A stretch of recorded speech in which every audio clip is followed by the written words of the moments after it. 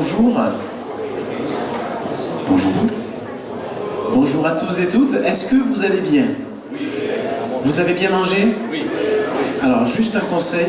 Si tu vois ton voisin à droite, à gauche, commence à piquer du nez parce que c'est la sieste, mets un coup de coude avec amour.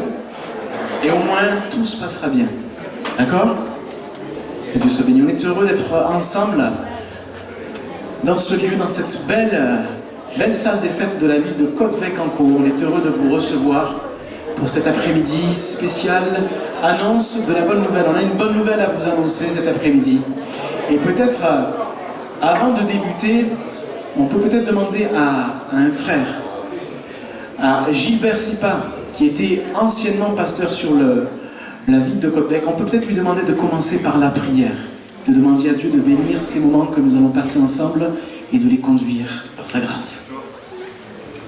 Te bénissons Seigneur pour la grâce que tu nous fais de pouvoir nous retrouver ensemble. Merci pour cette belle journée que tu as faite parce que ton peuple est réuni, tes enfants s'unissent ensemble pour te chanter, pour te louer, pour te glorifier, pour écouter ta voix. Et Seigneur, nous sommes tellement heureux de nous retrouver toutefois. Nous prions pour que le nom de Jésus soit élevé. Nous prions en effet, comme nous l'avons écouté ce matin, que ton règne vienne, que ta volonté soit faite sur la terre comme au ciel. Et nous prions pour que ton règne vienne dans nos cœurs. Merci de bénir les chants, de bénir, Seigneur, ton serviteur qui apportera ta parole, et que nos cœurs soient ouverts, que nos cœurs puissent recevoir, comme le dit ta parole, avec douceur, cette parole qui nous vient du ciel. À toi la gloire, louange, honneur, puissance au nom de Jésus. Amen. Amen, qui veut dire je suis d'accord. Amen. Voilà, je voudrais vous inviter à chanter quelques chants. Et le premier chant que je vous invite à chanter me parle beaucoup. Au tout début, lorsqu'il y a eu un réveil puissant en France, les réunions du dimanche après-midi à l'époque, les réunions d'évangélisation où on parlait de Jésus, on les appelait « Viens et vois ». Parce que quand on venait, on repartait et on avait vu. On avait vu la manifestation de Dieu. Des hommes et des femmes étaient guéris. Des hommes et des femmes étaient délivrés. Et je vous invite à venir et à contempler combien tu es bon. Et il est bon pour moi, mais il est bon pour toi. Quoi que tu aies pu faire, peu importe ce que tu aies pu commettre, Dieu t'aime. Et il est bon pour toi. Et je t'invite à chanter ce chant avec nous. On peut peut-être se lever pour ce chant. Ça va nous réveiller un petit peu là. Je sens qu'il y en a qui commencent à digérer. Ça va nous permettre de se réveiller un petit peu. On y va ?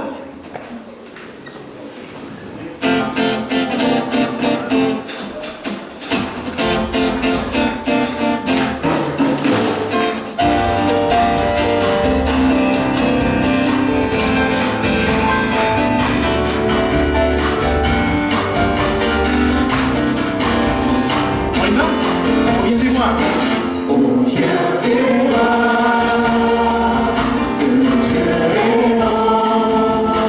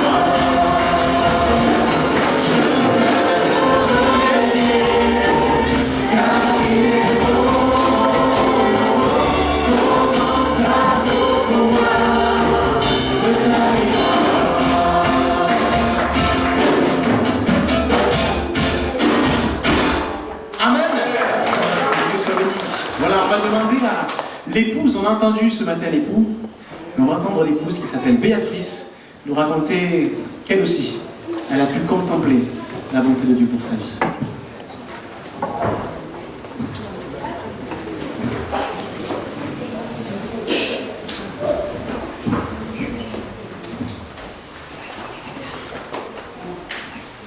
Merci.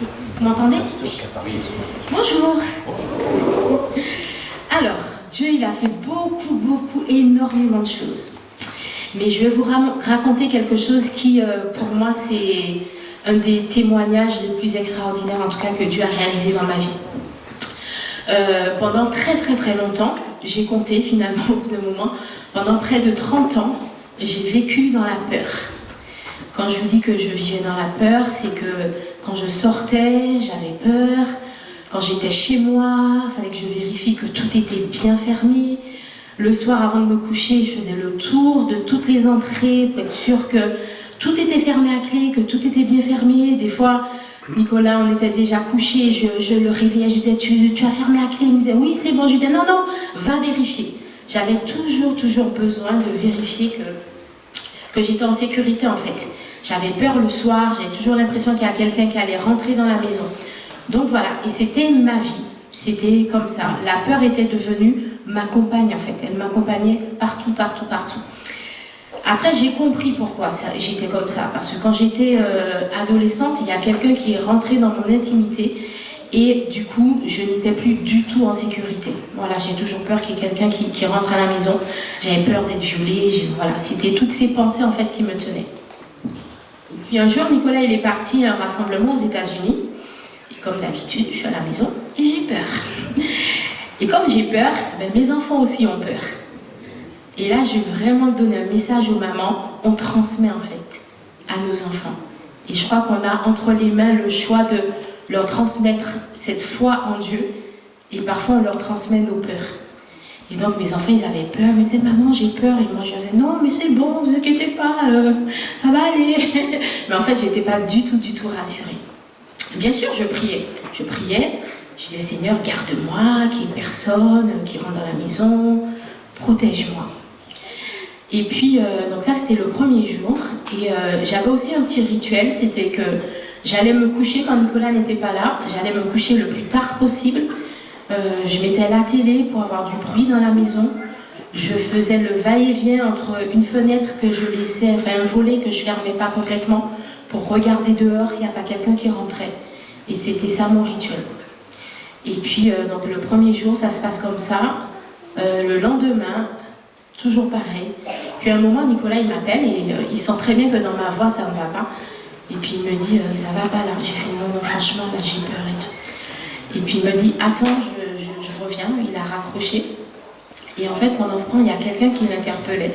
Et qui, là où il était dans le rassemblement. Et cette personne lui a donné un passage de l'écriture. Et voilà, il a lu, et puis il a dit, bon, ben merci, ça lui parlait pas spécialement, mais bon, il a dit, bon, ben merci, je vais méditer sur ça. Et en fait, il comprenait que c'était pour moi ce passage. Et donc, quand il m'a rappelé, quelques minutes après, il me dit, écoute, et il me raconte tout ça, et puis il me lit ce passage. C'est dans le psaume 31, je serai par ta grâce dans l'allégresse, donc au verset 7, je serai par ta grâce dans l'allégresse et dans la joie. Car tu vois ma misère, tu sais les angoisses de mon âme, et tu ne me livreras pas aux mains de l'ennemi. Tu mettras mes pieds au large. Et il m'a dit, vas-y, lis-le. Et donc moi je l'ai lu. Il m'a dit, lis-le à haute voix. Je l'ai lu une première fois. Il m'a dit, vas-y, relis-le. Je l'ai relu. Il m'a dit, vas-y encore, relis-le. Et au bout de la 3e fois, je m'appropriais cette promesse. Au bout de la 3e fois, cette parole qui existait déjà depuis des années, cette parole que j'avais déjà lue, mais à laquelle je ne prêtais pas foi, elle va devenir ma parole, mon message. Dieu qui est en train de me dire, ne t'inquiète pas, je connais tes angoisses. Et en même temps, il me disait, mais tu n'as pas à être dans cette angoisse, parce que moi, je suis là et moi, je te garde. Et c'est comme si, en un instant, il y a quelqu'un d'autre en fait qui était là. En un instant, la peur, elle a été définitivement rayée de ma vie. Et les jours d'après, je l'ai tout de suite vu. J'étais plus avec ce rituel, mon volet était fermé comme il fallait. Maintenant, on ferme, des fois on ferme même pas. On s'est rendu compte qu'une fois, on a failli s'endormir avec la porte mais grande ouverte, carrément. Enfin, ma vie, elle a complètement changé. Pourtant, je connaissais déjà Jésus, je connaissais Dieu, mais il y avait ce côté où j'étais encore tenue. Pour moi, j'étais encore en esclavage. Et le Seigneur, il est venu restaurer tout ça. Et je me rappelle que peu de temps après, Nicolas est parti avec les enfants. Et on était dans une maison à étage. Et moi, j'étais à l'étage. Et ils sont partis, ils ont laissé la porte grande ouverte parce que j'étais dans le jardin. Et à un moment, je réalise, mais Béa, la porte, c'est même pas qu'elle n'est pas fermée à clé, c'est qu'elle est grande ouverte. Et je me suis parlé à moi, j'ai dit, mais tu réalises que tu es à l'étage, tu sais même pas s'il y a quelqu'un qui peut rentrer ou pas, et tu es tranquille. Et c'est là que j'ai encore plus pris conscience, en fait, de ce qui s'était passé. Et je crois qu'en tant que chrétien, parfois, on s'habitue, en fait, à certaines choses. On se résigne à être dans une vie, à vivre des choses que Dieu ne veut pas, en fait. C'est pas ce que Dieu voulait. Je suis sûre que Dieu voulait que je sois libre de la peur depuis longtemps. Mais je ne prêtais pas foi, en fait. Et vraiment, je voudrais vous dire, ne vous résignez pas à votre vie. Ne vous résignez pas à vivre avec une compagne qui n'est pas celle que Dieu veut. La peur, c'était ma compagne, mais c'était pas ça que Dieu voulait pour moi. Il voulait me montrer qu'il était là, qu'il était présent.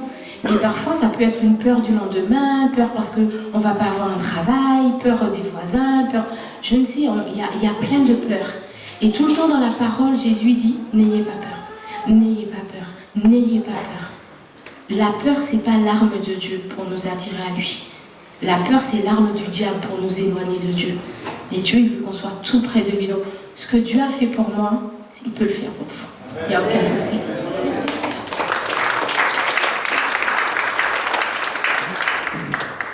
Amen. Dieu est capable de réaliser des choses incroyables.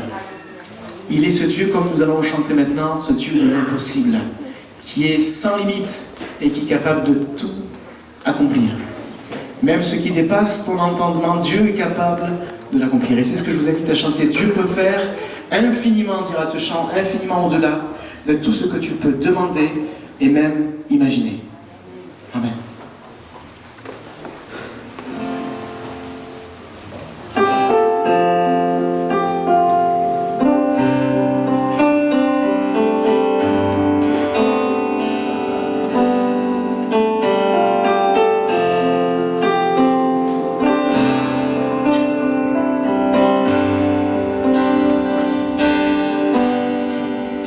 Dieu peut faire infiniment et au-delà. Si tu le crois cet après-midi, amen. Plus que tout ce que nous demandons, imaginons. Est-ce que tu le crois? Amen. Ses promesses, oui et amen, se réalisent.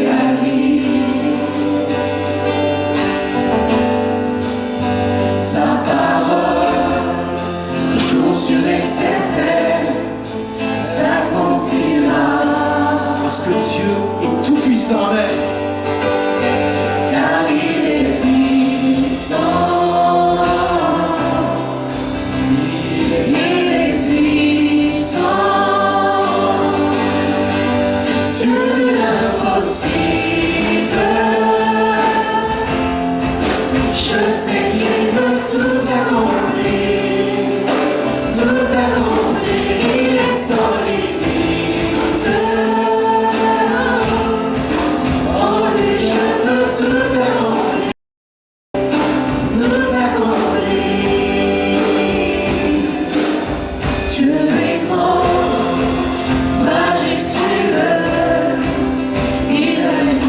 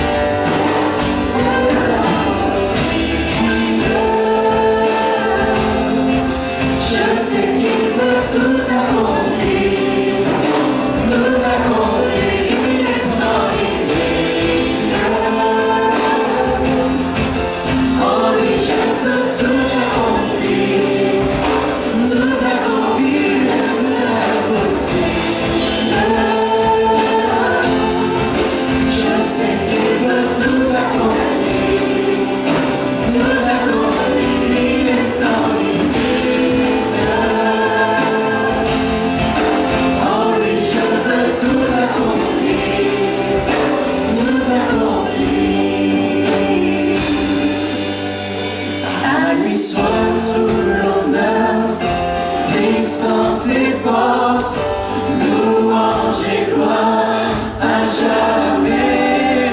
À lui soit tout l'honneur, puissance et force, louange et gloire à jamais.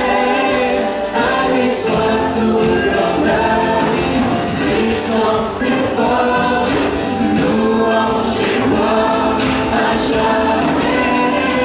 À lui soit tout l'honneur, puissance et force, louange et gloire à jamais.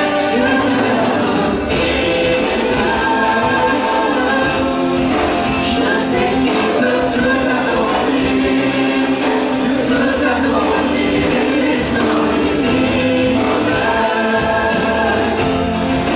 En lui je peux tout accomplir, tout accomplir l'impossible.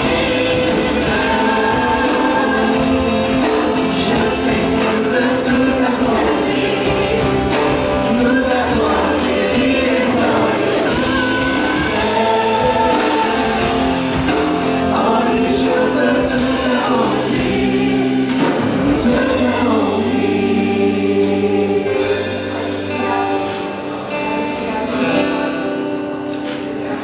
Il est capable de tout accomplir.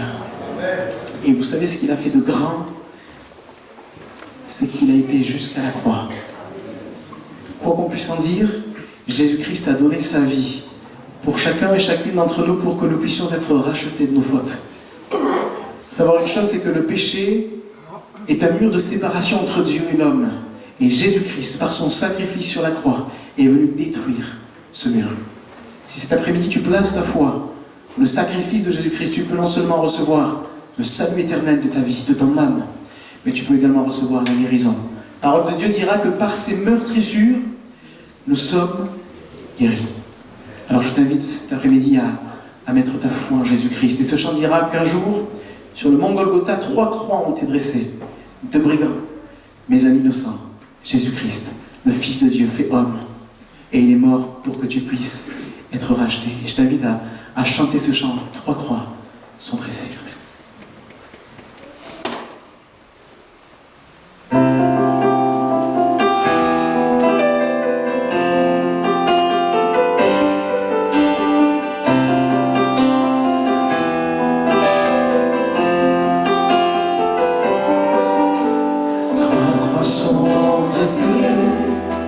Sur le mont Golgotha, 3 condamnés,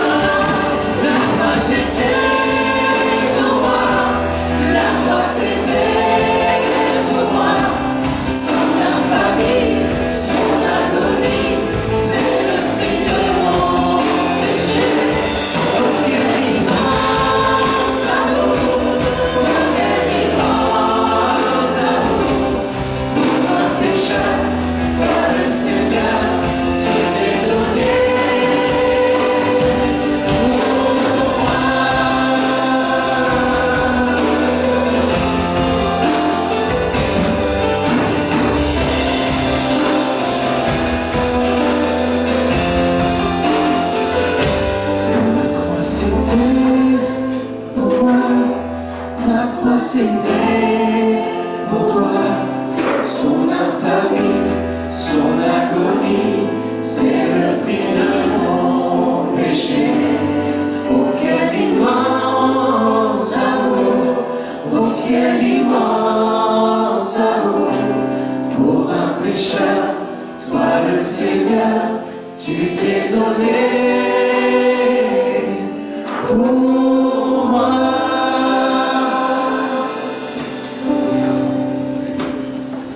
Lui le Seigneur, le Sauveur, le Fils de Dieu, innocent, est mort pour moi et il est mort pour toi.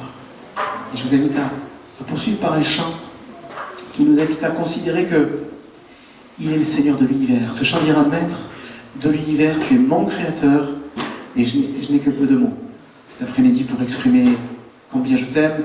Et j'aime beaucoup les paroles du refrain qui disent: Qui suis-je pour te louer, pour que tu m'aies donné la vie éternelle. Je vous invite à chanter ce chant avec nous.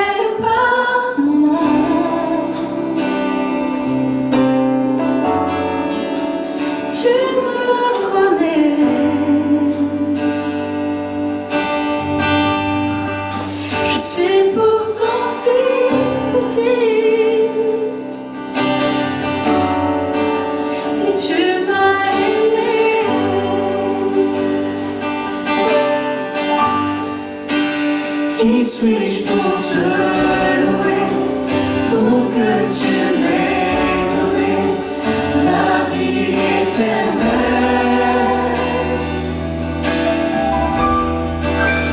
que je puisse à jamais contempler ta grâce et ta splendeur.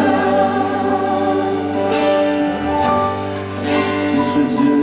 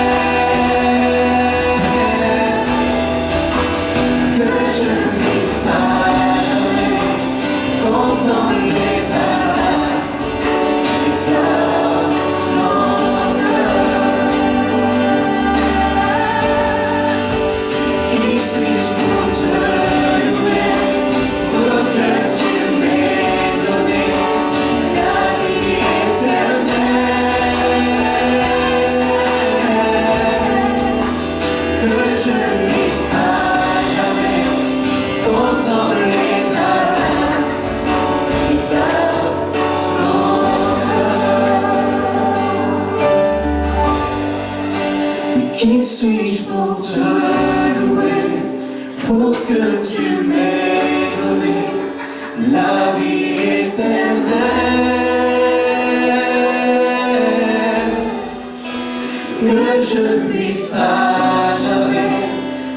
contempler ta grâce et ta splendeur.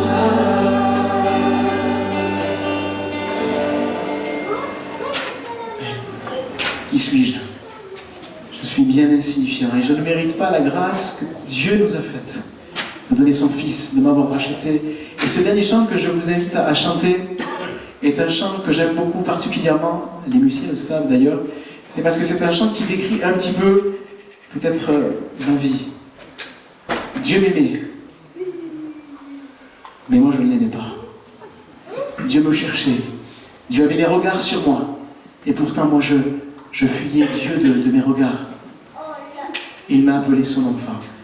Et je dois avouer qu'au jour d'aujourd'hui, ça fait déjà bientôt 10-15 ans que j'ai donné mon cœur à Dieu. Je ne regrette pas un instant. Il m'a donné la joie que je n'avais pas. Il a comblé le vide de mon cœur et il m'a donné un avenir et une espérance qui ne sera pas déçue. Parce que je sais, comme on vient de le chanter, que pour l'éternité je pourrai contempler sa grâce. Et je vous invite à chanter ce dernier chant. Toi qui m'as façonné dans le sein de ma mère, qui a prononcé sur moi des mystères et des merveilles que je porte en moi. Tu m'as élevé comme un fils, tu m'as aimé de tout ton cœur, même si je ne t'ai pas apporté beaucoup de considération, mais dans mon amour, ce chant dira, dans mon amour injuste, tu m'as néanmoins sauvé. Dans mon amour injuste, tu m'as également guéri. Et je vous invite à chanter ce chant avec nous.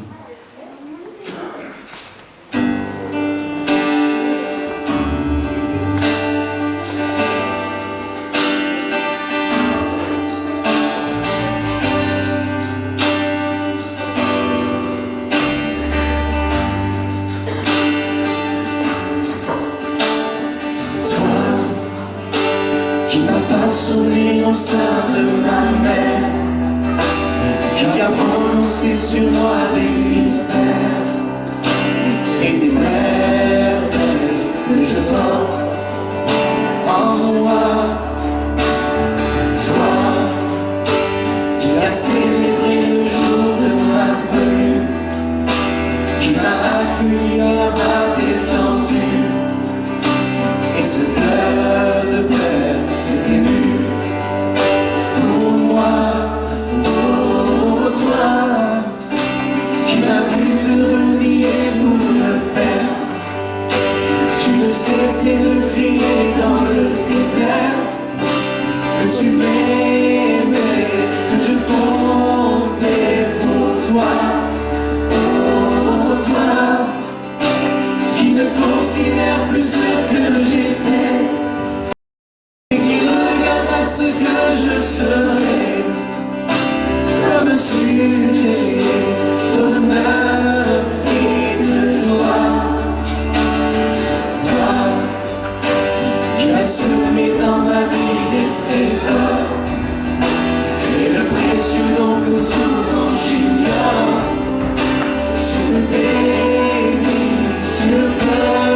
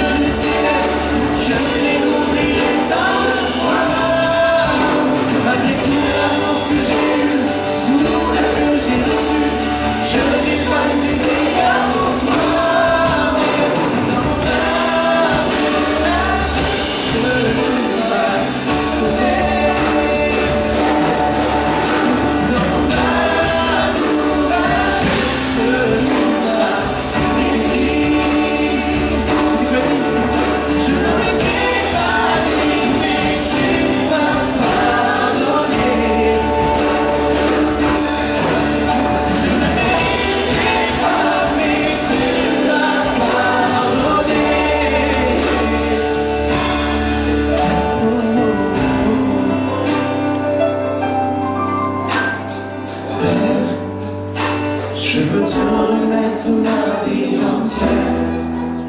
Je ne veux plus retourner dans le désert. Je t'appartiens et c'est toi que je sers. Oh Père, voilà ce que je désire aujourd'hui et que plus jamais je ne t'oublie. Tu es mon Dieu, tu es toute ma vie, toute ma vie.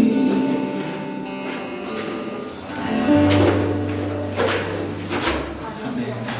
Voilà, je vais laisser la place à mon épouse qui va nous interpréter un chant un peu dans le même contexte que Béatrice, qui nous a dit qu'elle vivait avec la peur. Fut un temps, Déborah on a perdu 2 enfants, avant d'avoir nos 3 enfants, on en a perdu 2. Et alors qu'elle avait perdu ce 2e enfant, elle connaissait la peur. Et elle a surtout connu l'angoisse, une angoisse qui l'a vraiment, fragilisée dans sa foi. Ça a été difficile. Elle a vécu des semaines sombres de sa vie.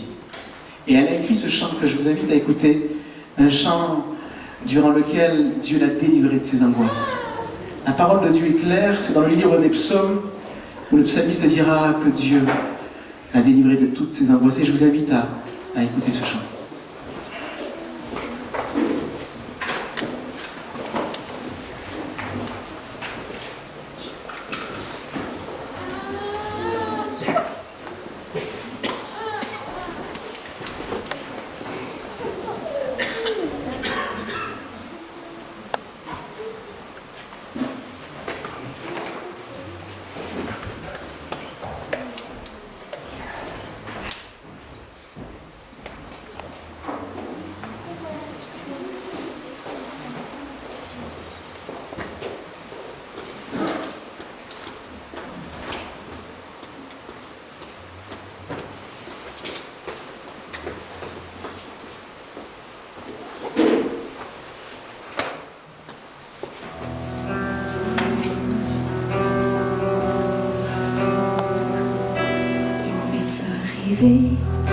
De douter, il m'est arrivé de chanceler, il m'est arrivé d'abandonner l'espoir d'être entendu par toi, il m'est arrivé de trébucher, il m'est arrivé de pleurer, il m'est arrivé d'agoniser.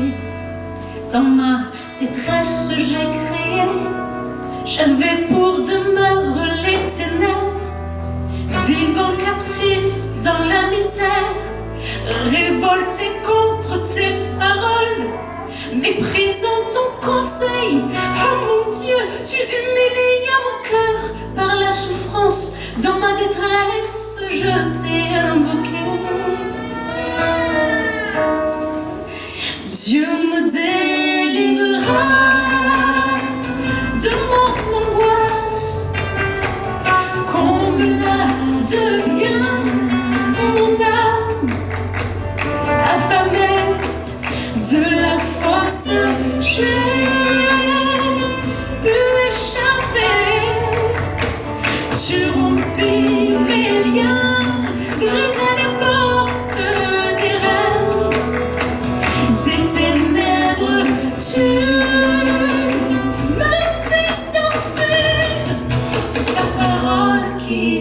m'a guéri.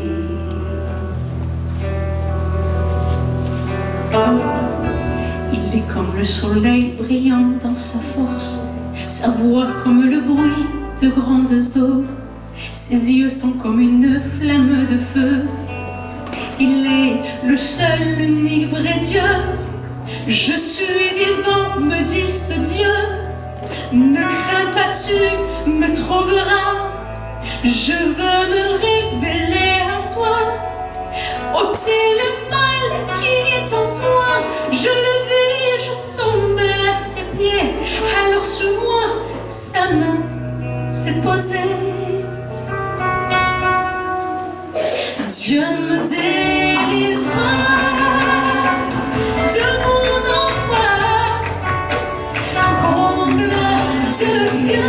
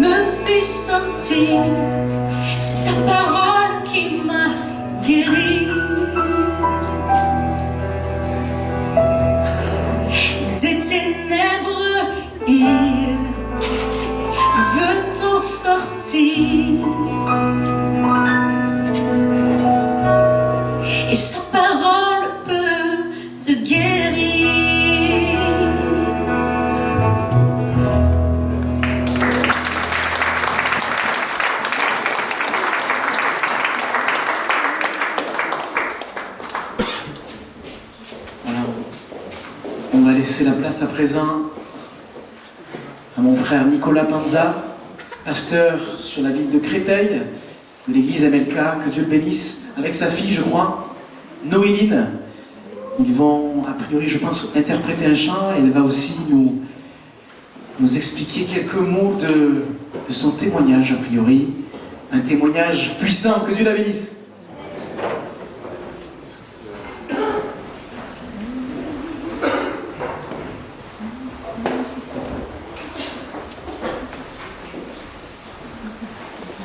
Bonjour, du coup je m'appelle Noéline, j'ai 14 ans et aujourd'hui je vais vous témoigner d'une chose que Dieu il a faite pour moi, il m'a guéri. Donc du coup la première fois que j'ai eu mes règles, c'était normal, mais au fur et à mesure que ça passait, c'était, au lieu d'être une semaine tous les mois, c'était hyper régulier et hyper abondant. Donc je pouvais les avoir pendant 3 mois d'affilée sans que ça s'arrête. Et quand ça s'arrêtait, c'était un jour et ça reprenait. Et du coup, suite à ça, je suis devenue anémiée et j'étais en manque de fer. Donc je prenais des médicaments, mais malgré les médicaments, je perdais tellement de sang que ça continuait en fait. Et un soir, je suis allée à une veillée en 2022, donc après un an où c'était comme ça, un an ou plus. Et en fait, à un moment, ils ont dit de venir sur le devant si on avait besoin de prière et de guérison. Mais moi, je me sentais pas méritante en fait. Je me parlais à moi-même et je me disais, mais ça sert à rien que tu ailles vu que tu mérites pas en fait. Enfin, je vois pas pourquoi tu pourrais avoir cette guérison. Et au final, j'y suis quand même allée. Je suis allée dans la queue, mais j'étais toujours en mode est-ce que je reste, est-ce que je repars à ma place et tout. Et il y a une fille qui me regarde fixement. Et du coup, je la regarde aussi, mais j'étais un peu en mode pourquoi elle me regarde quoi. Et après, elle vient vers moi, elle me prend dans ses bras. Et je comprenais pas, mais juste, je la serre aussi. Et elle me dit, va chercher ta guérison, tu la mérites. Et en fait, c'était comme une réponse à ce que je me disais et au fait que je me disais, non, t'es pas méritante. Et là, c'est comme si le Saint-Esprit me parlait à travers cette personne et il me disait, si, tu mérites cette guérison, donc vas-y. Donc j'y suis allée et on a prié pour moi. Et je me souviens que c'était une chanson qui disait, j'entends les chaînes tomber.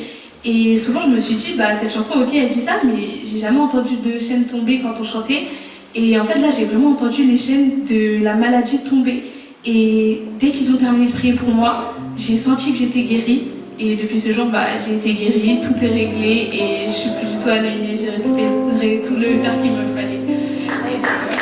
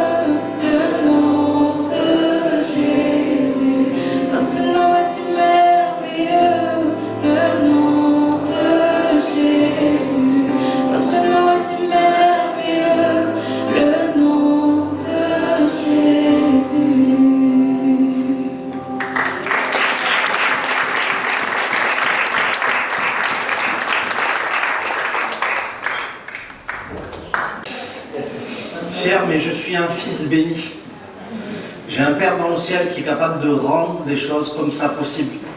Un Père qu'on peut invoquer. Ce matin, on a parlé de cette prière qu'on cite dans beaucoup d'endroits, peut-être on a récité, qu'on a dite, mais qui recèle tellement de puissance, la prière du Notre Père. Et on voit que notre Père, il est aux cieux, mais il est ici aussi. Il entend les prières, mais il y répond aussi. Et l'histoire que vous avez entendue de ma fille, c'est une histoire qu'on peut lire aussi dans la Bible. On va la lire dans quelques instants. Et cet après-midi, je voudrais vous parler de la restauration totale. Okay, restauration totale. Il y a un autre passage de l'Écriture qui est un passage hyper connu. Je crois que je me suis embarqué ma chaîne là-dedans. Un passage qui est connu dans la Bible, c'est le psaume 23. Vous connaissez le psaume 23? Bien. Ok. Éternel est mon berger, je ne manquerai de rien. Après, il y a quelques mots plus tard, il va dire « Il restaure mon âme ». Il restaure mon âme. Et je me dis, en fait, ce psaume, c'est la vérité. Mais le psalmiste ne pouvait en dire qu'une partie quelque part. Parce que pour lui, c'était son histoire. Pour ma fille, pour mon épouse. C'est comme si, en fait, si vous voulez, Dieu va attraper toutes les parties qu'on lui tend. Dieu va pouvoir nous attraper par tout ce qu'on lui tend. Il nous tend la main, mais à un moment donné, il va nous attraper. Vous savez, s'il y a mon enfant qui court, je vais l'attraper par le dos. Si elle marche à côté de moi, je peux la prendre par la main. Et en fait, c'est comme si Dieu a un Père qui veut nous saisir, et il va nous saisir par l'endroit qu'il peut attraper, par l'endroit qu'il peut toucher, par l'endroit qu'on lui tend, par l'endroit dans lequel on a besoin. Et le psalmiste disait, l'Éternel mon berger, et il va dire, il restaure mon âme. Donc, en fait, parce que le psalmiste, c'est quand même quelqu'un qui avait, c'était un guerrier quand même, malgré tout. Je pense que ses amis avaient beaucoup besoin que Dieu les saisisse par le corps, mais lui, c'était plutôt l'âme, vous voyez. C'était, vous savez, celui qui écrit ce psaume, le psaume de David, c'est quand même celui qui a tombé Goliath. Donc, au niveau du corps, il semblerait qu'il n'avait pas trop de problèmes, à un moment donné. Mais je pense qu'au niveau de son âme, il y avait quelque chose qui se jouait. Et Dieu voulait toucher son cœur, et il va permettre à cet homme d'expérimenter que Dieu est celui qui restaure l'âme. Je ne sais pas si vous savez aussi que la Bible dit qu'on est créé corps, âme et esprit. Alors si lui dit, l'Éternel mon berger, je ne manquerai de rien, ça veut forcément dire que Dieu est capable de restaurer l'âme, mais il est capable de restaurer le corps aussi, il est capable de restaurer l'esprit. Sinon, on ne peut pas dire qu'il manquera de rien. Parce que si je dis je manque de rien, mais quelque part il y a quelque chose qui se passe dans mon corps, je viens de manquer de la santé, j'ai besoin que l'Éternel soit mon berger. Si au niveau de mes émotions, je suis là, et je pensais à ça tout à l'heure, qu'il y a peut-être des personnes qui ont du mal à trouver le sommeil, on manque de paix complètement.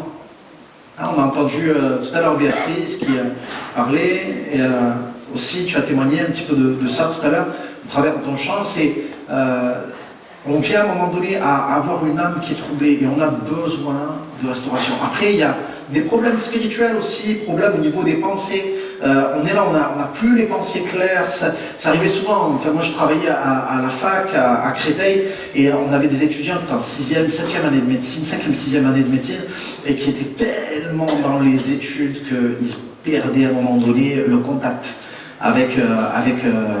au niveau des pensées. C'était complètement, il y en a qui tombent en dépression, etc. Parce que c'est vraiment un niveau d'études où il y a beaucoup de demandes, et c'est dur à supporter. Et ces élèves qui étaient brillants, à un moment donné, devenaient incapables de réfléchir. C'était fini. Il y avait comme un burn-out qui se créait, et puis ces gens avaient besoin d'un secours, et peut-être cet après-midi tu es là, et tu as besoin d'une restauration totale. Peut-être c'est dans un domaine, peut-être c'est dans les trois. En tout cas, ce que je veux te dire, c'est que si l'Éternel devient ton berger, Dieu est capable d'amener une restauration totale dans ta vie. Ok? Et c'est ça ce que je veux lui amener comme message cet après-midi. Je ne sais pas si on a la diapo, la deuxième diapo, c'est ça, esprit, âme et corps. Et on va lire un passage, si vous voulez, dans l'évangile de Marc. Si vous ne voulez pas, c'est pas grave, je vais lire quand même.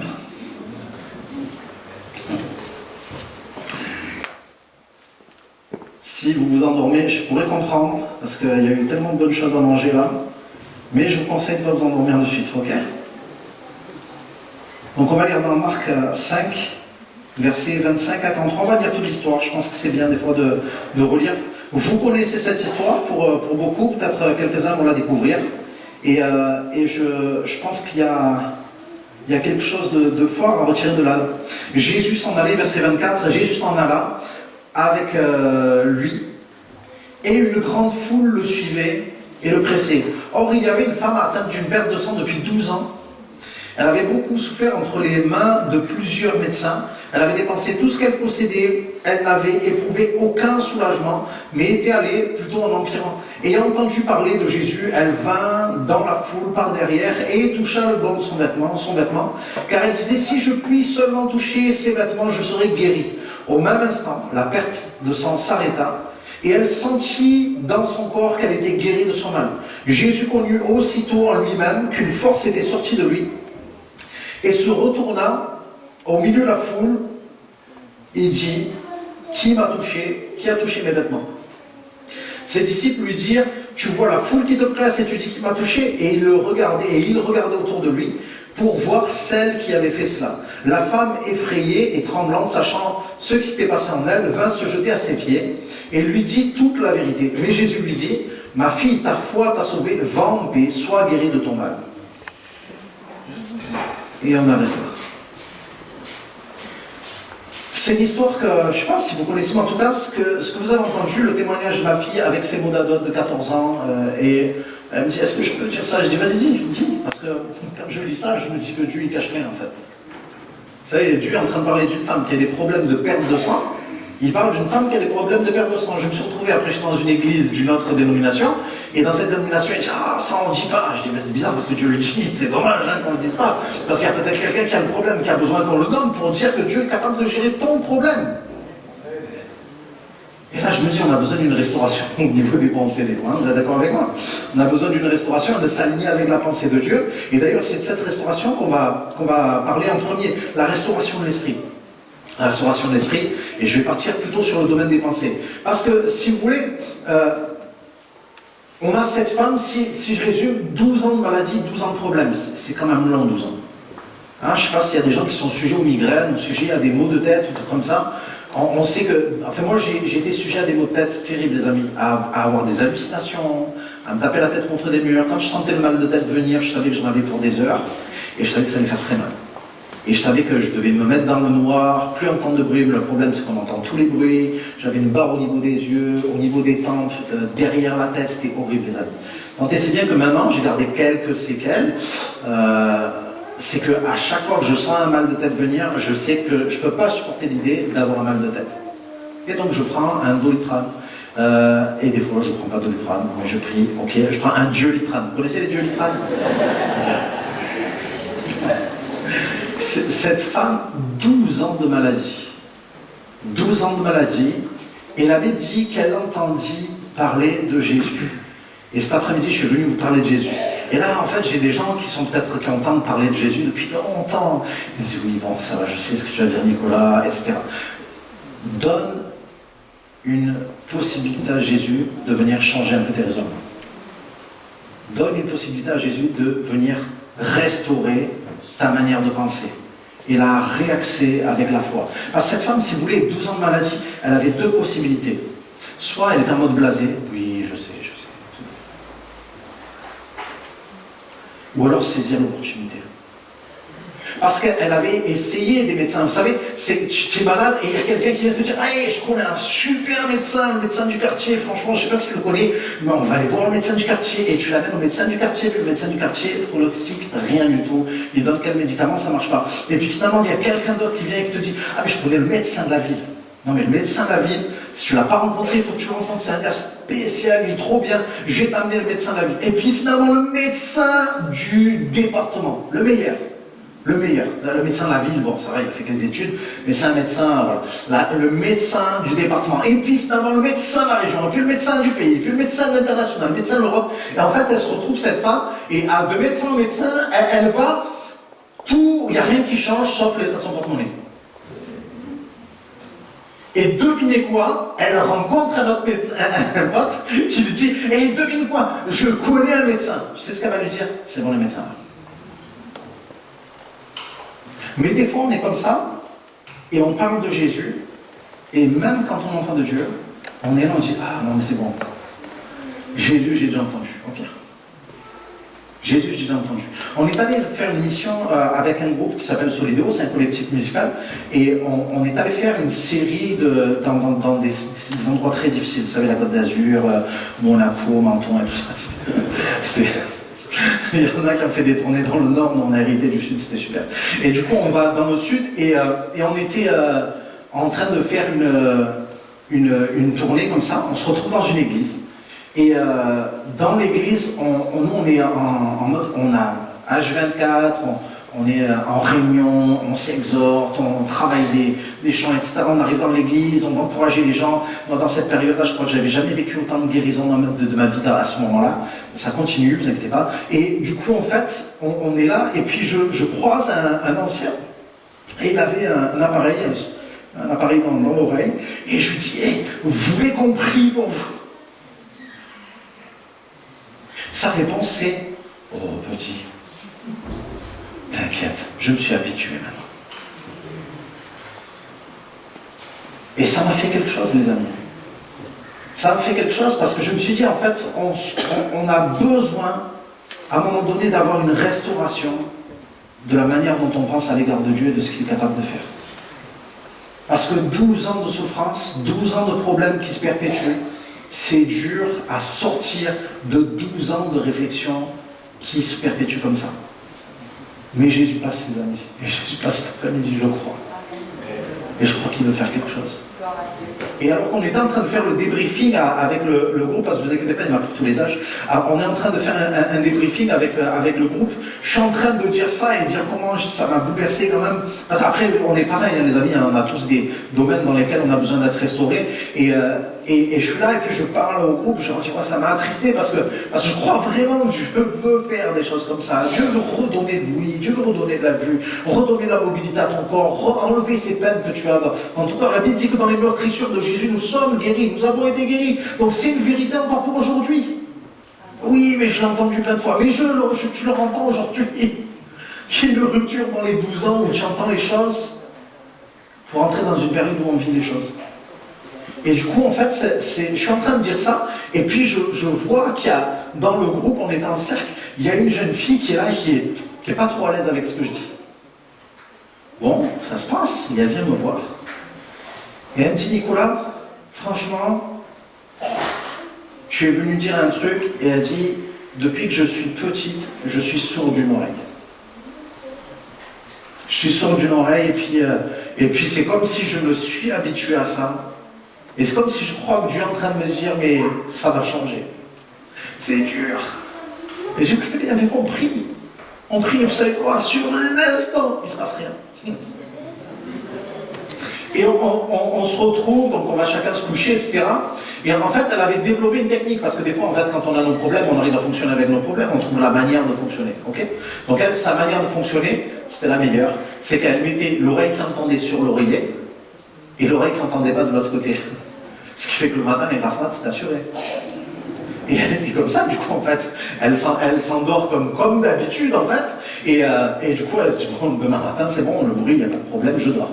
Et sauf que, en fait, elle entend du bruit, et puis ça la gêne, et c'est pas possible, j'aurais dû me coucher comme d'habitude, sur le bon côté, mais en fait, elle ouvre les yeux, elle se rend compte qu'elle est couchée sur le bon côté, comme d'habitude. Mais Dieu a ouvert son oreille entre-temps. Et du coup, en fait, son oreille s'est rouverte, les amis. Et je pense qu'il y a quelque chose qui a été saisi, en fait. Il y a une restauration au niveau des pensées, restauration au niveau de changement de pensée. La Bible dit, ne vous conformez pas au siècle présent, mais soyez transformés par le renouvellement de l'intelligence. Et ce n'est pas une intelligence comme quand on est bête ou quoi que ce soit, mais c'est une intelligence spirituelle. C'est, ok, je veux aligner ma compréhension avec ce que Dieu me dit. Je veux aligner mon... Et des fois, en fait, c'est beaucoup plus simple que ça, parce que quand on réfléchit avec notre cerveau, on complique les choses, mais quand on croit avec notre cœur, ça simplifie les choses. Et c'est ce qui s'est passé avec cette fille-là. Franchement, les amis, je ne peux pas dire que j'ai quelque chose de spécial. On croit dans ce que Dieu dit, et puis on prie pour ce que Dieu dit. Et puis cette sœur, son oreille s'est ouverte. Et je pense qu'elle s'est inspirée de ce que cette femme nous montre. Elle a refusé d'arrêter d'espérer. Refuser d'arrêter d'espérer. En fait, quand on parle de l'histoire de cette femme, elle se disait, si je puis seulement toucher le bord de son vêtement. En fait, c'est pas juste, elle ne se l'est pas dit une fois, elle se disait, C'est pas elle se dit, si je peux toucher son vêtement. Elle se disait, c'est comme si elle revenait dessus. C'est comme si tu as des pensées qui reviennent et à un moment donné, tu es obligé de contrer une pensée. C'est comme si tu joues au tennis. Chaque fois qu'il y a une balle qui revient, il faut que tu la renvoies. Sinon, tu perds des points. Et c'est pareil. C'est comme si à chaque fois qu'il y avait une pensée, il disait si je peux toucher le bord de son vêtement, si je peux toucher le bord de son vêtement. Peut-être qu'il y a quelqu'un qui joue au tennis, ça va t'inspirer. Si je peux toucher le bord de son vêtement. Et elle faisait que des retours de service. C'est comme si non, tu ne vas pas être guéri, non, tu ne devrais pas être là. Parce qu'en fait, si vous voulez, il y a quand même quelque chose, c'est que la Bible dit, elle a entendu parler de Jésus. Et le mot entendre, ça veut dire apprendre quelque chose sur Jésus. Et je veux te dire, mon ami, qu'on a toujours des choses à apprendre sur Jésus. Toujours des choses à apprendre sur Jésus. La Bible dit qu'il est insondable, donc on ne peut pas le sonder. On ne peut pas savoir tout ce qu'il fait du commencement jusqu'à la fin. Mais aujourd'hui, je crois que Dieu peut amener un commencement à quelque chose et la fin de quelque chose. Et on a juste besoin d'apprendre, ok Seigneur, tu veux que je fonctionne comme ça. Okay, et cette femme, elle était là, elle apprend quelque chose de Jésus. Et elle va pas mettre Dieu dans une boîte. Il a fallu qu'elle fasse ça, parce que c'est comme si elle s'est élevée au-dessus de la compréhension globale. La compréhension globale, vous savez ce qu'elle disait? Elle disait, si on lit dans le Lévitique, au chapitre 15, verset 25, on lit ce passage, ça dit, la femme qui est atteinte de perte de sang est impure. Celui qui la touche, il est impur. Si quelqu'un touche ce qu'elle touche, la chose que la femme à la perte de sang touche, ça devient impur. Et la personne qui va toucher ce que la femme a touché, elle devient impure. Et en fait, quand elle devient pure, elle doit attendre encore 7 jours pour se déclarer pure. C'est quand même un carcan quand même. Et ça, c'est la loi.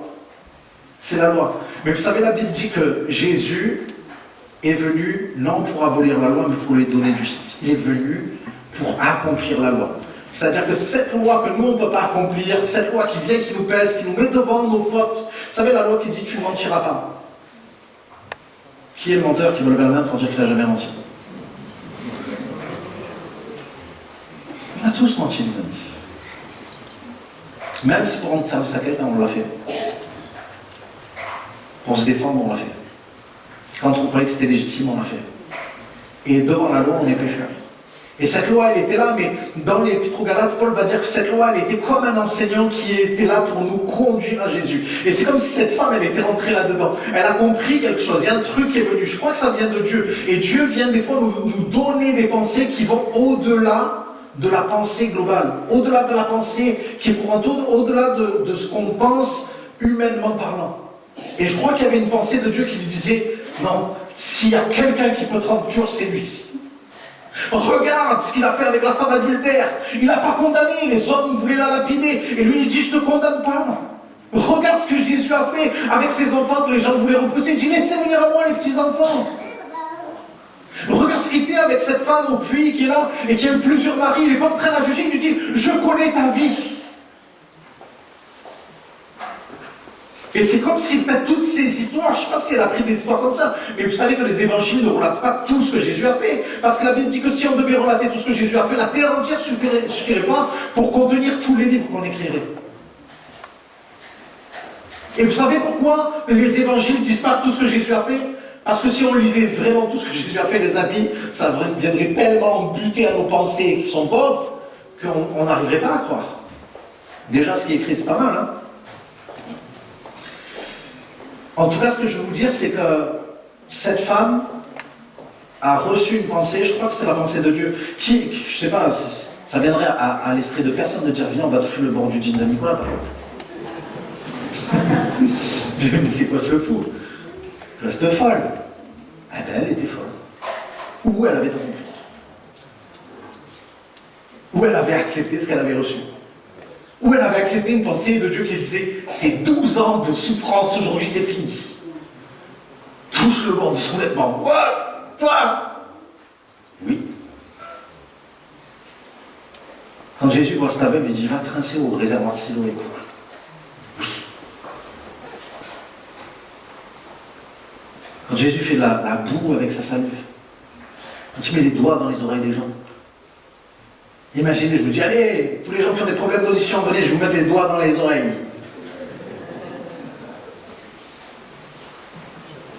Ça met tout le monde mal à l'aise.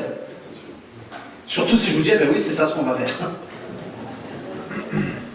Ben, Jésus, quelque part, excusez-moi les amis, Jésus ne s'embarrassait pas de ce qu'on pensait. Il voulait changer notre manière de penser. Vous savez que c'est ça la repentance? Changer de manière de penser à un moment donné? Parce que notre logique, à un moment donné, elle va forcément rentrer en lutte avec Dieu. Comment ça? Il suffit juste de croire au nom de Jésus. Comment ça, il faut croire qu'un gars qui est mort sur une croix il y a 2000 ans, ça va laver mes péchés? Ben oui. Il y a toujours un moment où la bonne nouvelle, elle nous annonce une mauvaise nouvelle. Arrête de penser comme tu penses. Parce que c'est comme ça que les choses arrivent en fait, et cette femme, elle a vécu cette chose-là, et je vous ai raconté cette histoire, mais je vous dis aussi un petit témoignage. Un jour, je suis là, et je suis en train de prier, et dans ma tête, il se passe plein de choses. Hein. Vous avez déjà vu les balles rebondissantes? Vous les lancez, ça part dans tous les sens, ça part comme ça. Mais moi, dans ma tête, des fois, ça fait comme ça. Et j'ai une pensée qui vient, et puis je ne comprends pas. Je suis en train de prier, et puis je me vois avec, vous avez vu ces ceintures lombaires avec des scratchs? Hein?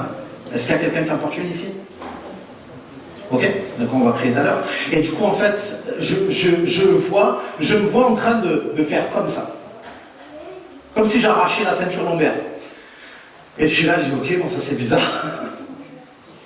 Et puis il y a une personne qui vient, et je la vois arriver, et on va pas prier pour les malades, et je lui dis, qu'est-ce que tu as? Elle me dit, ben, j'ai mal au dos. Alors je dis, bon, écoute, je vais t'expliquer un truc, mais tu dis à personne, hein. Et en fait, j'ai vu comme si j'enlevais une ceinture lombaire. C'est bizarre que cette image vienne avant qu'une personne qui a mal au dos vienne, non? Oui, non. Donc j'ai dit, écoute, je vais faire le geste, hein. Et je crois que Dieu te guérit. Donc je le fais, mais je le fais pas en mode, ok, je le fais pas. Il y a une personne trop qui va voir, juste Dieu qui voit ma foi. Et en fait, je fais ce geste-là, et je lui demande comment ça va. Elle me dit, j'ai plus rien. C'est fini. Son mal de dos fini. Alors, prenez-moi pour un fou les amis, mais essayez. Essayez parce que si vous avez mal, moi j'ai pas mal au dos, donc ça va juste là. J'avais pas mal au dos. Et du coup, il y a des choses comme ça où je pense que ce que Dieu nous montre au travers des évangiles, c'est que l'évangile, c'est une folie pour ceux qui se perdent. La bonne nouvelle de Dieu, c'est une folie pour ceux qui se perdent. Comment un violeur va aller au ciel? Oui, mon ami, je suis désolé de te le dire, mais oui. Un violeur qui se repent. Comment ça, un menteur, c'est moins grave? Oui, mais un menteur qui ne se repent pas, il n'obtient pas le pardon. Mais un violeur qui se repent, il obtient le pardon. Un brigand à la croix est sauvé. Comment ça, il n'a pas été baptisé? Non, il n'a pas été baptisé.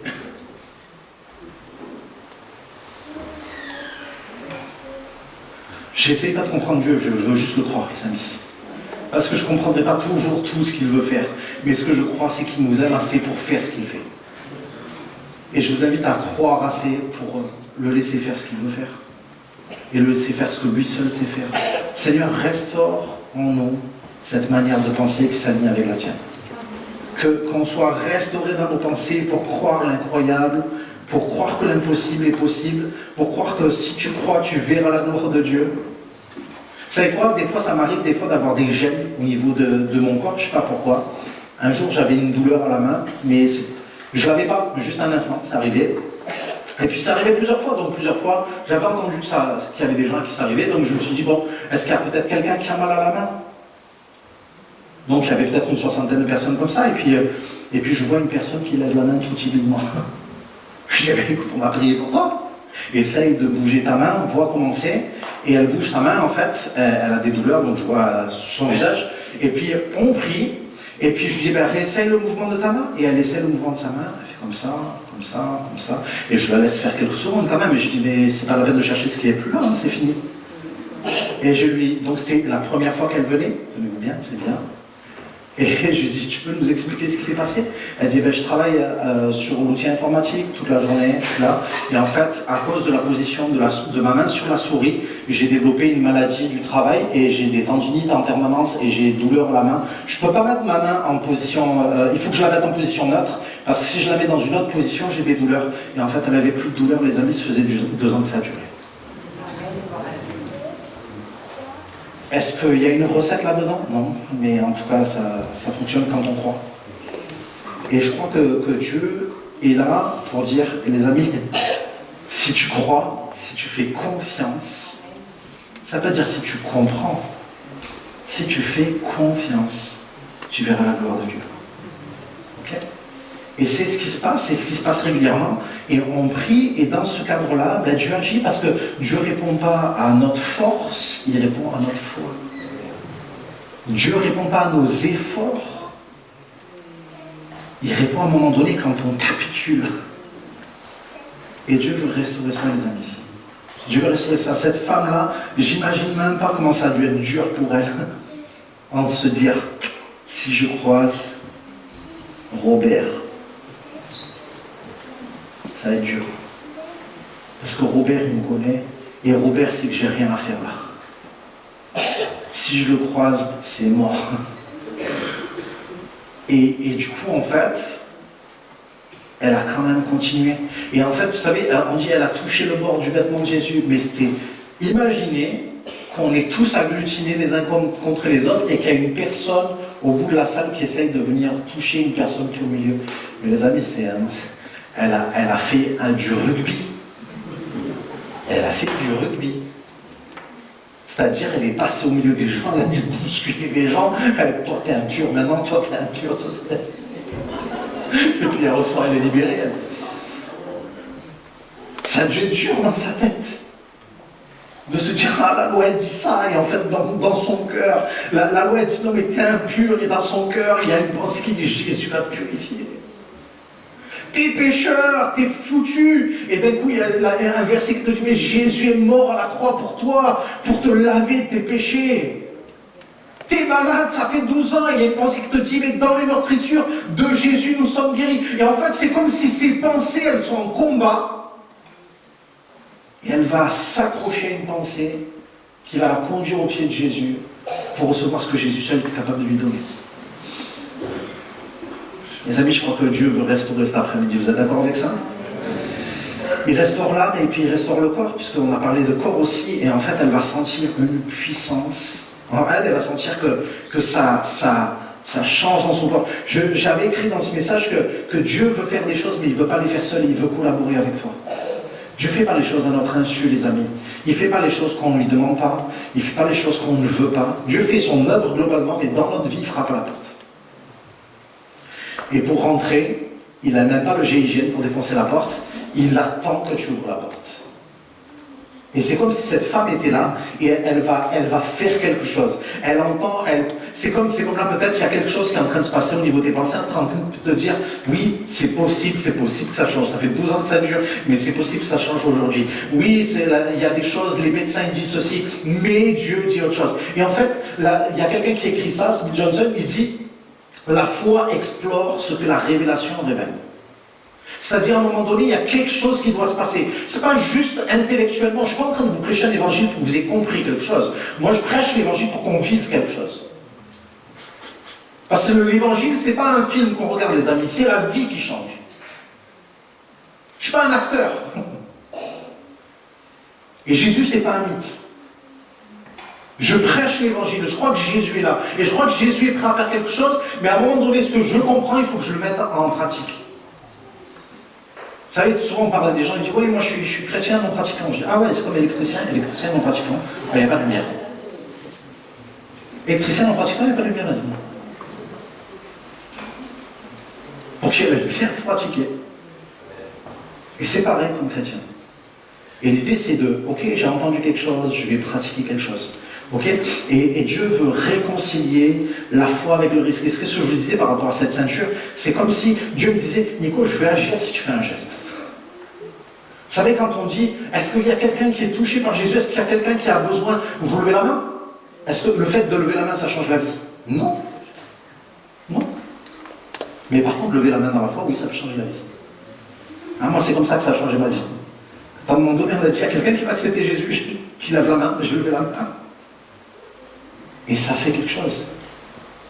Le fait de se mettre à genoux, ça peut faire quelque chose. Et c'est pas le fait de se mettre à genoux physiquement, c'est le fait de par la foi le faire. Le fait de toucher le bord du vêtement de Jésus, vous croyez qu'il n'y a pas plein de gens qui touchaient le bord du vêtement de Jésus à ce moment-là? Tout le monde touchait le bord du vêtement de Jésus, ceux qui étaient autour, parce que ses disciples disaient, mais tu dis à quelqu'un qui t'a touché, mais tout le monde te touche, Jésus, tout le monde te touche. Mais il n'y en a qu'une qui a été guérie. Parce qu'elle a touché une vieille femme. Parce qu'elle a fait un geste naturel, mais avec un esprit spirituel. Elle a fait un geste naturel avec la foi. Et je crois que Dieu est capable de répondre ce soir, cet après-midi, à un geste qui va être fait dans le naturel pour guérir. Il y a une personne qui est venue samedi. Samedi, on prie pour les malades régulièrement, tout le temps.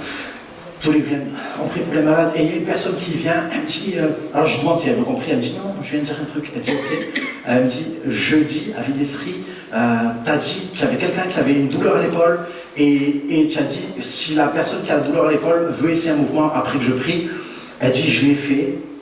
Elle dit, mais mon épaule qui était bloquée depuis 11 ans est débloquée. Mon épaule qui était bloquée depuis 11 ans est débloquée. Il y a aussi un truc, je crois que ça c'était le plus formidable, c'était Léna. Léna, c'est une personne qui a un problème au niveau de la colonne vertébrale, au niveau des vertèbres, et des cervicales, excusez-moi, les cervicales sont rétrécies, sont atrophiées, et ce qui fait que le liquide rachidien ne passe pas normalement. Mais en fait, c'est une maladie héréditaire, son frère là, elle aussi, et en fait, comme ça passe pas normalement, comme c'est rétréci, il y a un moment où le corps se met à dysfonctionner, elle était paralysée du côté gauche pendant 10 ans, à partir de 2007. Et elle arrive, et un jour, elle est là, et puis j'ai une image en tête, puis c'est comme si je la vois lever les bras au ciel, sauf que bon, elle ne peut pas lever les bras au ciel, il n'y en a qu'un qu'elle peut lever. Et je suis là, et puis je l'accueille, et Léna, en fait, je ne sais pas, mais elle ne voulait pas être là. Mais il y a des personnes qui ont dit, Léna, tu devrais venir, parce que Léna, elle dit, non, c'est bon, ça fait 10 ans que je prie, Dieu m'avait exaucé, c'est bon, je ne reviens plus, c'est fini. Son Dieu, arrêtez de me parler de Dieu, il n'existe pas. Et il y a quelqu'un qui dit, mais tu devrais venir ce soir, peut-être c'est un Dieu, un songe. Je pense que le nombre de fois qu'elle a dû entendre ça, c'était pas possible. Et elle arrive, elle est en train de se traîner le long des escaliers, parce que Léna, c'était une guerrière, vraiment, pas comme dans le film, mais plus. Et elle se traîne vers le haut de l'escalier, et puis je la vois, et je lui dis, ça va? Elle me dit, ouais, ça n'allait pas du tout.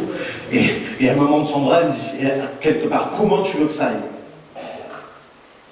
Et du coup, je dis, ah, Léna, c'est trop drôle, je t'ai vu les bras levés au ciel en train de louer Dieu. Et moi, je dis, ah, elle parle, je dis, mais t'es fou, pourquoi tu lui dis ça?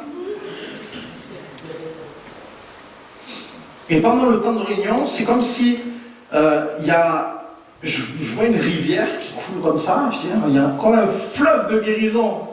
Et vous allez dire, mais lui, il est fou, en fait. Mais quand vous lisez la Bible, il y a des gens qui étaient plus fous que moi. Hein.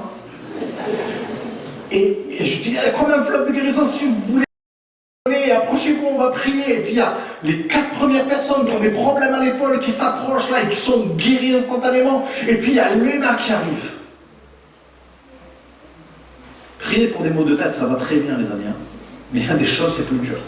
Et puis là, je commence à prier, je dis, ok, Léna, et je lui demande même pas, je mets ma main sur son épaule, et je sais pas à ce moment-là, mais le contact de ma main avec sa peau, il fait horriblement mal. Et je ne sais pas à ce moment-là. Et je prie pour elle, et je dis, ton bras se lève maintenant. Et en fait, au bout d'un moment, je vois son bras qui fait comme ça. Et je dis, mais what, Léna, qu'est-ce qui s'est passé? Et elle me dit, ben, je ne sais pas. Et je dis, ben, ton bras se lève. Et son bras se relève. Et on dit plus. Et en fait, Léna se retrouve les 2 bras levés au ciel, des amis, après 10 ans, paralysie. Dieu la guérit. Dieu la guérit. Parce qu'on se met à être fou en Dieu, à croire ce qu'il dit, à croire que c'est possible, à écouter sa voix et à réaliser que Dieu est capable de faire ça. Et cette femme, si vous voulez, moi ce que j'ai dit, le courant de... Je ne vais pas le faire tout le temps, parce que là je ne vois pas de fleuve, vous voyez, mais c'est comme si sur l'instant Dieu te dit quelque chose et tu acceptes de le faire. Et peut-être s'il y a quelqu'un qui ne connaît pas Dieu, là il est en train de se dire, mais c'est quoi ce singulier de service? Je peux te dire, mon ami, Dieu est vrai, il est réel. Il est réel.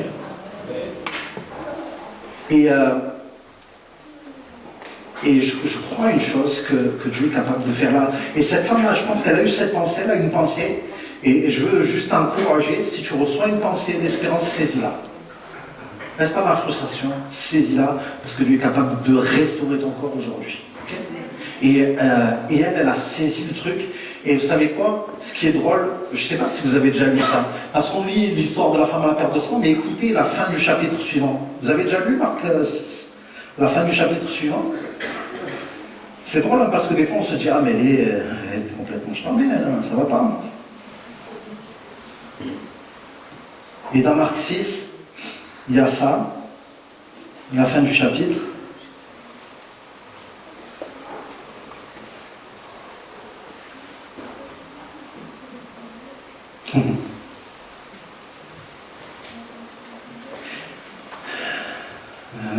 Quand ils furent sortis de la barque, Marc 6, verset 54, les gens ayant aussitôt reconnu Jésus parcoururent tous les environs et l'on se mit à apporter les malades sur des lits partout où on l'apprenait qu'il était. En quelques lieux qu'il arriva, dans les villages, dans les villes ou dans les campagnes, on mettait des malades sur les places publiques et on le priait de leur permettre seulement de toucher le bord de son vêtement et tout ce qu'il faisait était guéri. C'est pas fou ça? C'est-à-dire qu'il y a quelqu'un qui est fou, c'est contagieux après. C'est-à-dire qu'il y a quelqu'un qui ose faire quelque chose qui manifeste la foi, il vit cette chose-là, et d'un coup, ça libère quelque chose. Et je vous encourage, si vous faites des pas de foi, à témoigner de ce que Dieu fait, les amis. À témoigner de ce que Dieu fait, parce que quand on témoigne, c'est elle, je pense qu'ils ont dû entendre, ils ne l'ont pas fait tous, parce que d'un coup, ils ont une lubie, hein. Mais je pense qu'ils ont dû entendre l'histoire de cette femme, ils ont dit, attends, mais ça marche, ça va le faire. Et c'est pas le bord du vêtement de Jésus qui marche, c'est le pas de foi qui marche. Et des fois, on a besoin d'imiter la foi des gens, les amis. Et moi, j'ai envie d'imiter la foi de cette femme-là. Et j'ai envie d'imiter la foi de cette femme-là. Et de voir que Dieu est capable de restaurer. Et je vais terminer avec une autre pensée, parce qu'on a parlé de la restauration de l'esprit, on a parlé de la restauration du corps, mais une restauration de l'âme. Et parce que ce que Jésus fait, il va dire quelqu'un m'a touché, et il se tourna pour savoir celle qui l'avait touché. Vous savez quoi? Dieu vous connaît. S'il y a quelqu'un, s'il y a un homme qui le touche, il sait que c'est un homme. S'il y a un enfant qui le touche, il sait que c'est un enfant. Si c'est une femme qui le touche, il sait que c'est une femme. Mais en fait, Jésus cherche la femme, simplement. Et vous savez ce qu'il va lui dire? Il va dire, ma fille, ta foi t'a sauvée. Ma fille, ta foi t'a sauvée. Vous savez quoi, cette femme, c'était peut-être une mère. C'était peut-être une fille. C'était peut-être une épouse. À ce moment-là, c'est plus rien. Elle n'a plus de contact avec son mari, plus de contact avec ses parents, plus de contact avec ses enfants, parce qu'elle est trop impure pour ça. Et peut-être qu'il y a quelqu'un qui est là, qui est brisé, parce qu'il ne sait plus qui il est. Il ne sait plus s'il peut être un époux, s'il peut être une femme, s'il peut être une fille, s'il peut être une mère. Je ne sais pas comment je suis, mais je suis détruit à l'intérieur. Et Jésus dit, mais moi je vais te restaurer. Je vais te restaurer. Je vais te restaurer. Je veux restaurer ton âme. Je veux restaurer ton identité. Je veux restaurer qui tu es à l'intérieur. Je veux restaurer ce qui a été cassé, ce qui a été brisé. Ma femme parlait d'un touchement qu'elle a eu tout à l'heure. Et il y a peut-être des gens qui ont vécu des choses comme ça. Et ça brise depuis des années. En fait, Jésus dit, moi je vais t'appeler ma fille.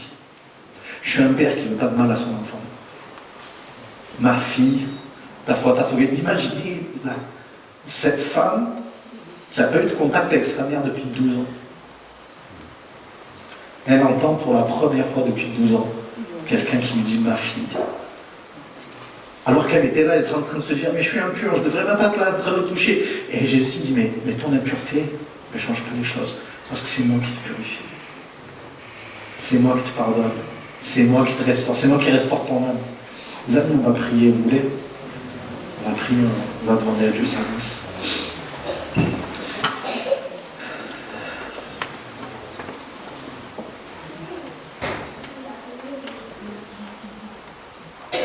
J'ai envie de vous inviter à peut-être faire comme cette femme-là.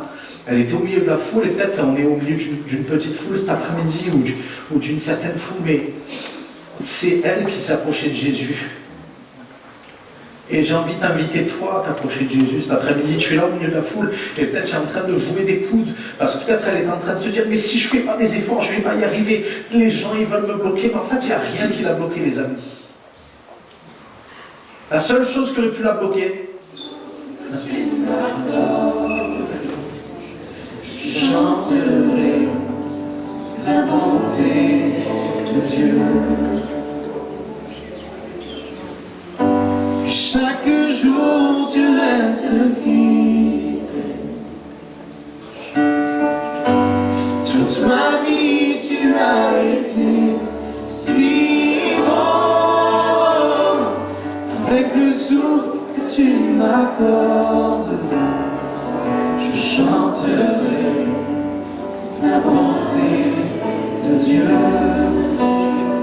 Je chanterai la bonté de Dieu. Je chanterai la bonté de Dieu. Amen, Seigneur Jésus. Alléluia, Seigneur. Dieu soit béni. Amen.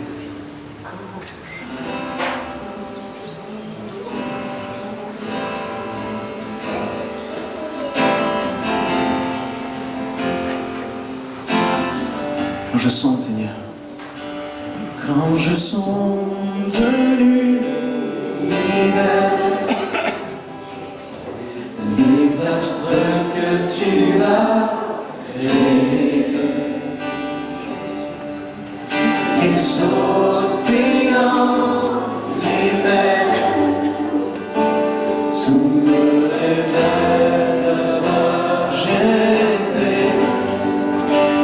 Alors mon cœur peut s'écrier de tout mon cœur. Je veux chanter, oh Dieu, tu es infini.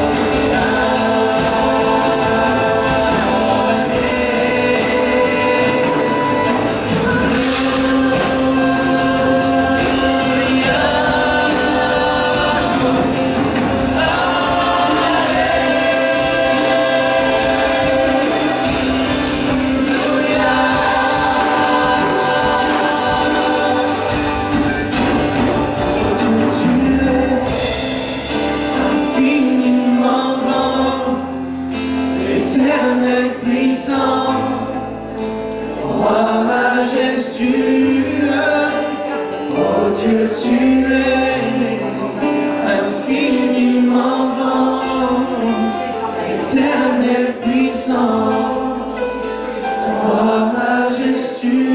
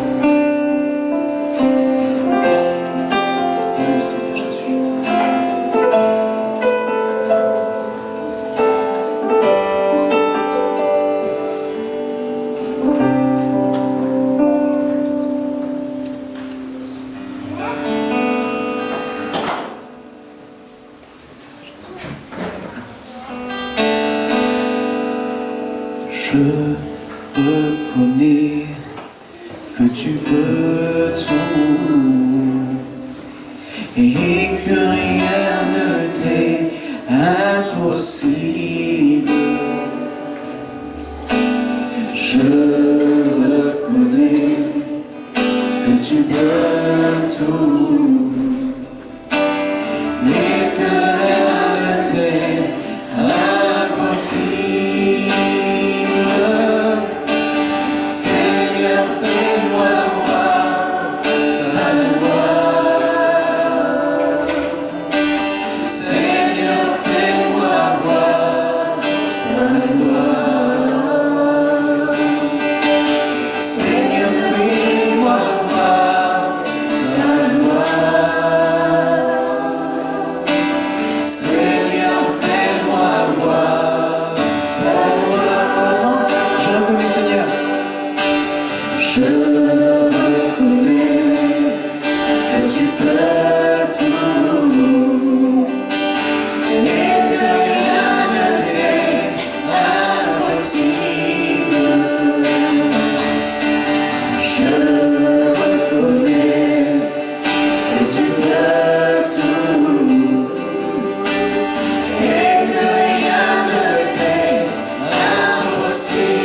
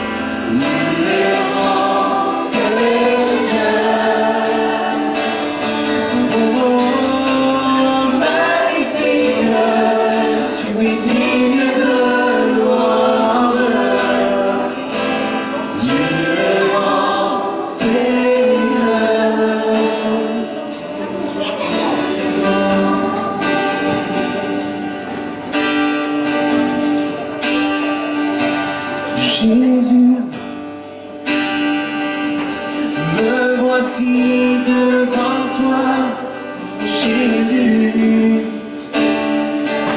je me prosterne à la croix. Jésus,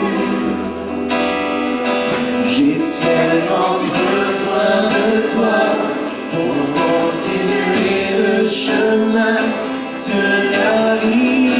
Jésus, Jésus, me voici devant toi. Jésus, je me prosterne à la croix. Jésus, j'ai tellement besoin de toi pour continuer le chemin de la vie. Je peux imaginer ma vie sans toi, comme le ciel sans le soleil.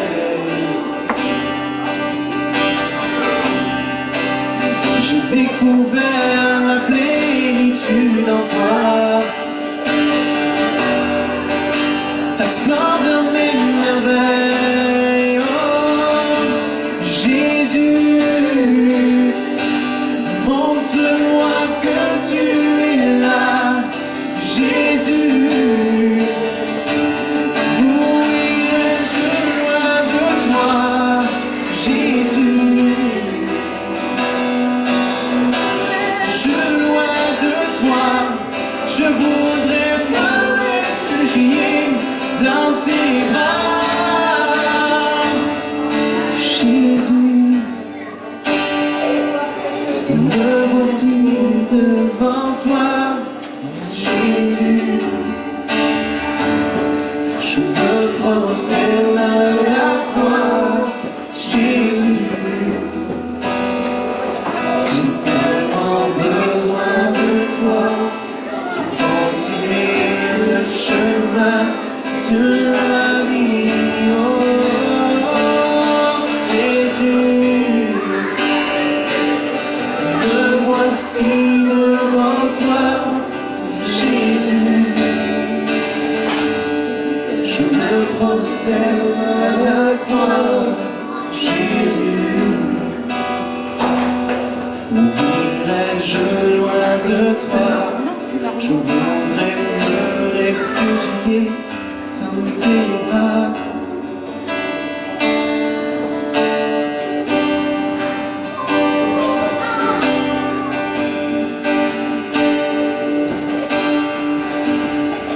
Maître de l'univers,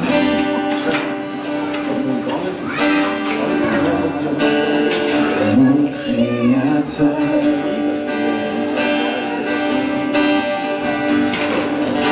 quand je vois ma misère,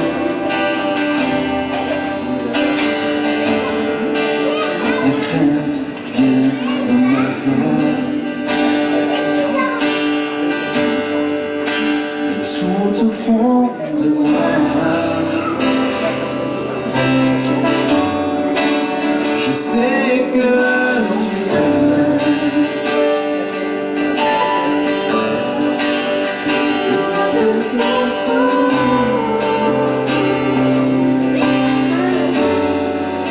Tu formes mon cœur.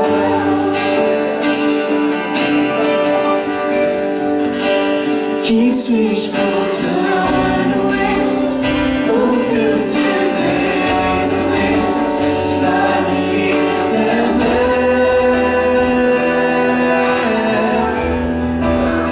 que je ne puisse pas jamais contempler ta grâce, ta splendeur.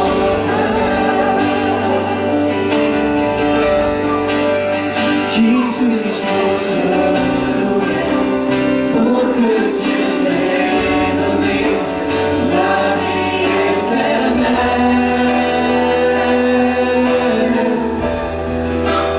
que je ne puisse pas jamais contempler ta grâce et ta splendeur.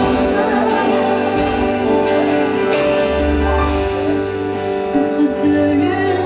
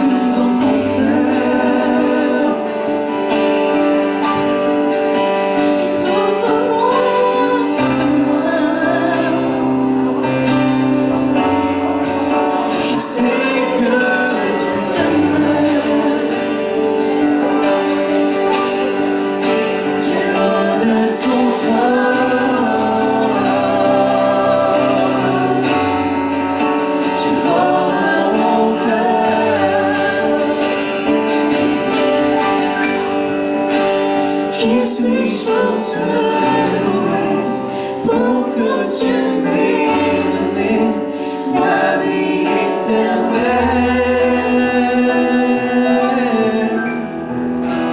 que je puisse à jamais contempler ta grâce et ta splendeur.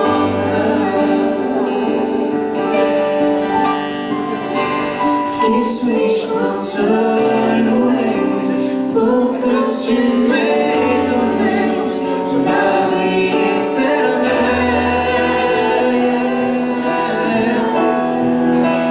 que je puisse à jamais contempler ta grâce et ta splendeur.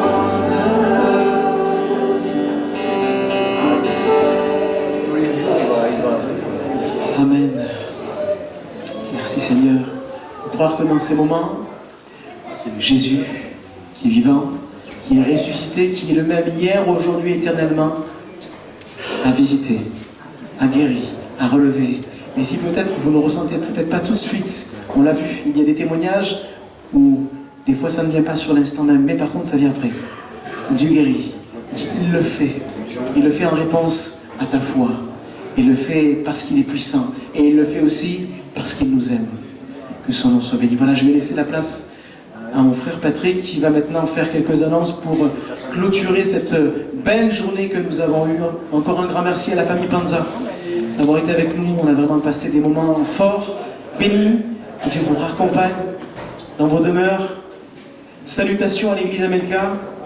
Chaleureuse salutation. Que Dieu vous bénisse dans votre ministère et dans votre futur, que Dieu a déjà tout tracé. Amen. Soyez bénis. Je laisse la place à Patrick.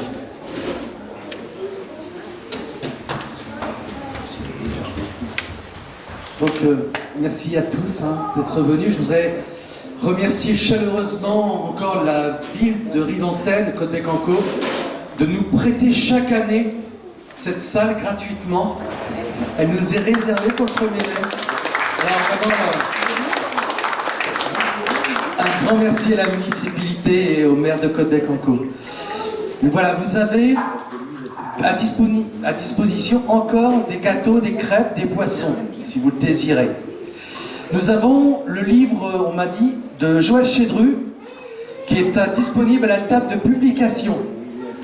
Donc allez voir ce livre, achetez-le si vous le voulez. C'est un super outil pour l'évangélisation. C'est offert, Marcel ? Oui, le livre de Joël Chédru est offert.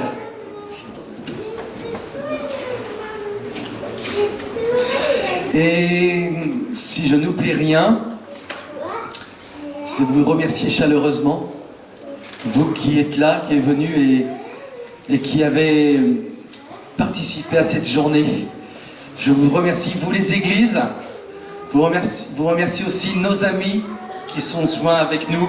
Remercier bien sûr notre pasteur Nicolas Panza qui est venu, qui a répondu à cet appel de Dieu, que le Seigneur te bénisse et toi et ta famille.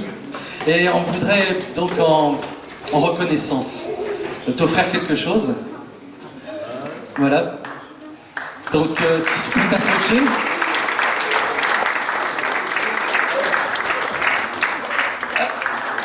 À Côte-Bécancour, on a pris cette habitude, je dirais cette bonne habitude d'offrir, parce qu'on est reconnaissant au Seigneur, mais on est reconnaissant aux frères.